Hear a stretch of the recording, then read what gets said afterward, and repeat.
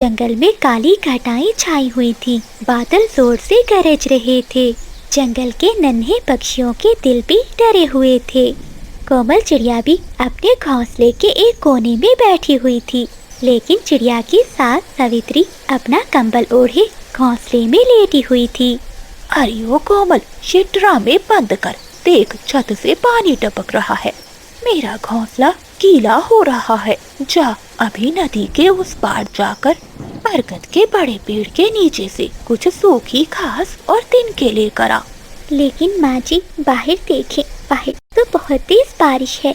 जंगल का कोई पक्षी भी ऐसी बारिश और हवा में उड़ नहीं पा रहा, और जंगल के पेड़ भी गिर रहे हैं। ऐसी तूफानी बारिश में मैं कैसे जाऊंगी? बहुत चूं चूं करने लगी है।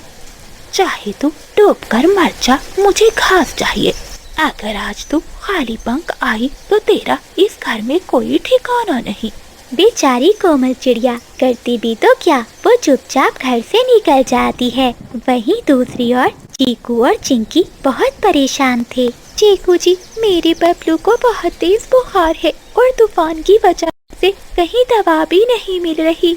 अब आप ही कप्पों के पास जाएं, क्योंकि उनके पास कुछ पुरानी जड़ी बूटियाँ होती हैं। शायद वो हमारी कोई मदद कर दें। हाँ चिंकी, बबलू का बुखार तो बहुत तेज होता जा रहा है। मैं अभी जाता हूँ बादल कव्वे के पास। मैं जानता हूँ वो कव्वे बहुत बुरे हैं, लेकिन क्या करूँ, मुझे अपने बेटे की जान बचानी है।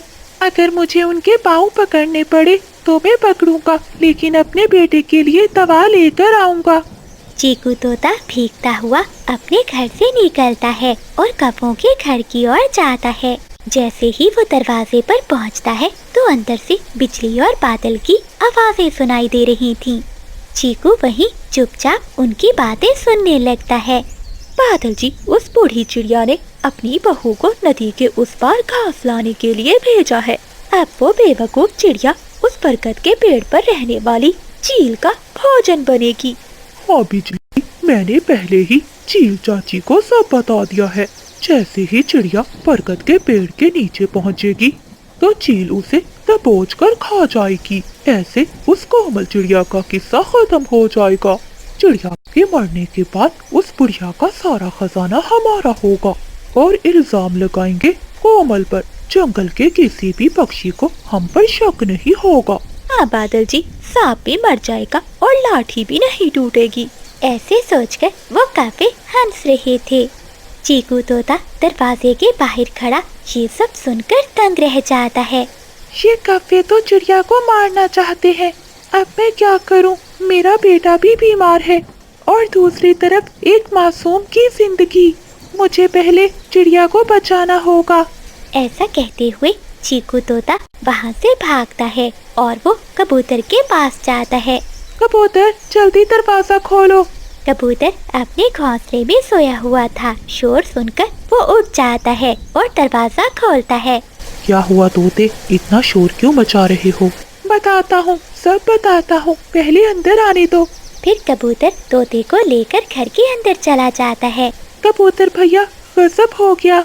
उन काले कप्पों ने बरगद के पेड़ पर रहने वाली चील से चिड़िया की जिंदगी का सौदा किया है, क्योंकि कोमल उसी ओर जा रही है। सावित्री ने भेजा है उसे सूखी घास लाने के लिए। तोते यार, ये तुम सब क्या कह रहे हो? तुम्हें ये सब कैसे मालूम हुआ? मेरे बबलू को बुखार है, मैं तो दवा लेने गया था कव्वों के घर। अगर मुझे क्या मालूम था वो कव्वे चिड़िया के खिलाफ इतनी बड़ी साजिश कर रहे होंगे। अब हमें कोमल बहन को बचाना होगा। हाँ तोते, तुम ठीक कह रहे हो, हमें चिड़िया को बचाना होगा। लेकिन इस समय तुम घर जाओ अपने बेटे के पास। मैंने कुछ बुखार दूर करने की जड़ी बूटियाँ इकट्ठी कर रखी हैं। तुम ये बूटियाँ ले जाओ और अपने बेटे को इनका रस पिलाओ। देखना, सुबह तक तुम्हारा बेटा ठीक हो जाएगा और मैं अपनी जान पर खेलकर कोमल को बचाऊंगा। कोमल चिड़िया जैसे ही नदी पार करके उस बड़े बरगद के नीचे पहुंचती है तो पेड़ के पीछे छुपी हुई चील चिड़िया पर हमला कर देती है और वो उसे अपने पंजों में दबोच लेती है। मुझे छोड़ दो चील, मुझे छोड़ दो। क्या कहा? तुझे छोड़ दो? ऐसी बारिश में मुझे और कहाँ शिकार मिलेगा? ये तो भला हो उन कव्वों का जो तुम्हें मेरे पास भेज दिया। वो चील चिड़िया को दबोचे हुए थी। पीछे से कबूतर एक डंडा लेकर आता है और चुपके से वो डंडा चील के सर में दे मारता है। चील वहीं गिरकर बेहोश हो जाती है। कबूतर भैया, आपने मेरी जान बचाई, वरना आज ये चील मुझे खा जाती।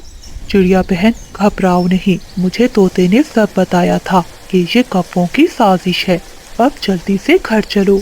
उधर चीकू तोता भी दवा अपने बेटे को पिला देता है। चीकू जी, बबलू अब ठीक लग रहा है, देखिए ना, अब वो आराम से घोंसले में सो रहा है। तभी कोमल चिड़िया और कबूतर तोते के घर आते हैं। फिर वो सब दोस्त मिलकर चिड़िया के घर जाते हैं ताकि उन कौवों का पर्दाफाश कर सके। बारिश के कारण सावित्री के घर की छत का एक हिस्सा टूटकर नीचे गिरा हुआ था। हाय, मेरी कमर टूट गई। बिजली, बादल, मेरी मदद करो। बढ़िया, अब बारिश में नहाओ। मैं और बादल जी चले तुम्हारा ये खजाना लेकर। ऐसा कहते हुए वो कौवे वहाँ से चले जाती हैं। तभी कोमल चिड़िया अपने दोस्तों के साथ वहाँ पहुँच जाती है। वो अपनी सास को उस टूटे हुए छत के टुकड़े से निकालती है और उसे नरम घोंसले में बिठाती है। बेटी, मैंने तुझे मरने के लिए भेजा और तू मुझे ही बचा रही है। मैंने तेरे साथ बहुत गलत किया, मुझे माफ कर दे। ये सब किया धरा इन काले कौवों का है। वो मेरा खजाना चुरा कर भाग गए। माँ जी, असल खजाना सोना नहीं है, ये आपकी बहू ही आपका खजाना है। बादल और बिजली को तो अब उनकी चील चाची ही सबक सिखाएगी। जैसे ही बादल और बिजली वहाँ से सोना लेकर जा रहे होते हैं तो चील उन्हें रास्ते में रोक लेती है। कहाँ भाग रहे हो? आज से ये खजाना मेरा है। और हाँ, जो पंख में वो चमकता हुआ क्या है? तोते भैया चुप कर जाएं, वो शाही माला है। ये जादुई माला लेकर बादल कौवा पूरी जंगल पर राज करना चाहता है। रात को जब मैं मलका को भोजन देने आई थी तो बादल को देखा था मैंने। वो पानी में कुछ दवा मिला रहा था। अब मुझे सब समझ आ गया। वो ये माला चुराना चाहता है ताकि वो नीली कवि के साथ मिलकर इस जंगल का बादशाह बन सके। लेकिन कोमल बहन, हम नौकरों की बात भला कौन सुनेगा?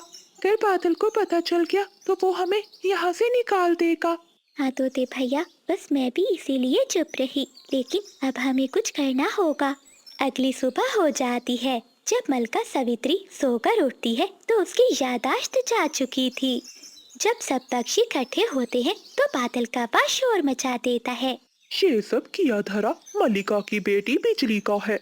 इसी ने ही माला चुराकर अपनी माँ पर जादू किया है ताकि ये जंगल की महारानी बन जाए। माँ जी, देखिए ना, आपकी बेटी ने आपकी हालत क्या कर दी है। ये माला लेकर रात को भाग रही थी, मैंने इसे पकड़ लिया। अब आप इसे महल से निकाल दे। बिजली बेटी, तू मेरे साथ ऐसा कर सकती है? मुझे विश्वास नहीं हो रहा। बादल बेटा ठीक कहता है, जा निकल जा यहाँ से। अब मैं तुझे अपने महल में नहीं रहने दूंगी। बिजली कवि रोती हुई वहाँ